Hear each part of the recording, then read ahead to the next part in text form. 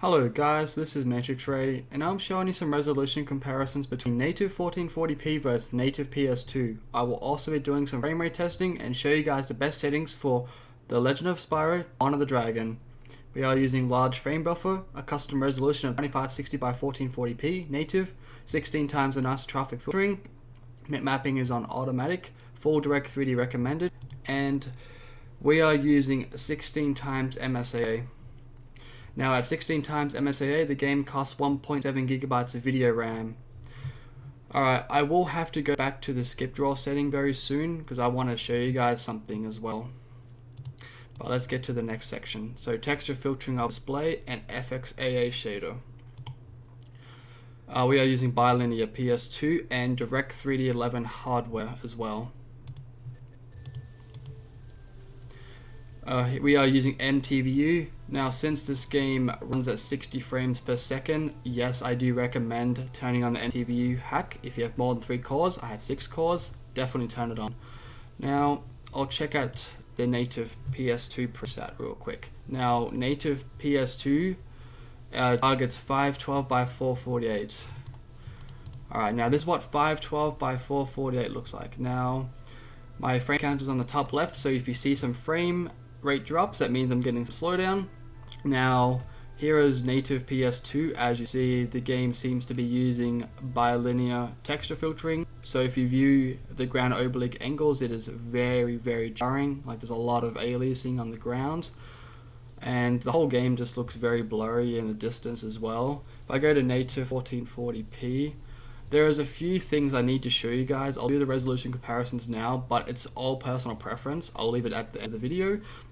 Now we do have some minor color artifacts on the top of the screen here. That is because of MSAA, but if you have the skip draw preset on times 4, on 4, that means that the MSAA effect doesn't apply up here, and also a lot of the blooming problems the game seems to have with skip draw on 0, like as you see there's ghosting effects around Spyro and the girl right here, the dragon, forgot her name, sorry.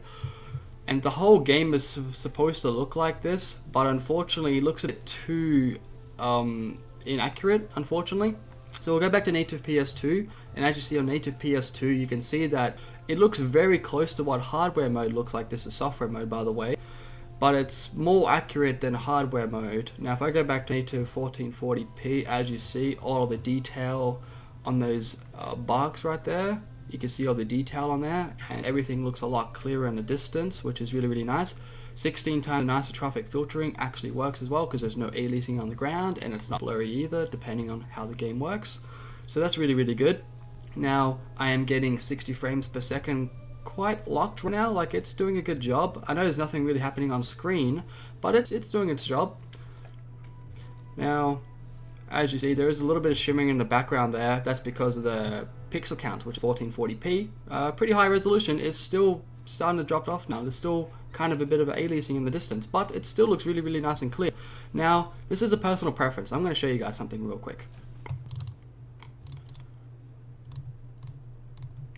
If I go to skip draw 4, I want to know what everyone thinks.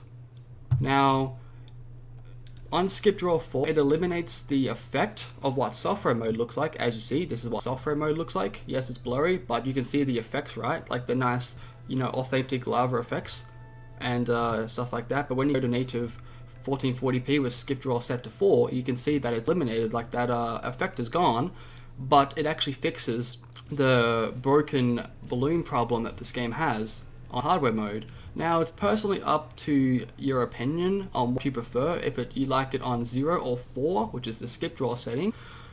But other than that, it's playable either way. Game runs really nice. If I press the pause button, as you see, the the navigation runs at 60 frames per second, so 60 frames per second, which is nice.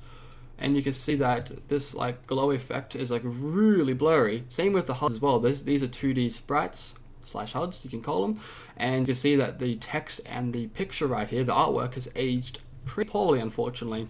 If I go to native PS2, it looks even more blurrier, which is unfortunate, but going to native 1440p does clear it up a little bit, but does show its age even more.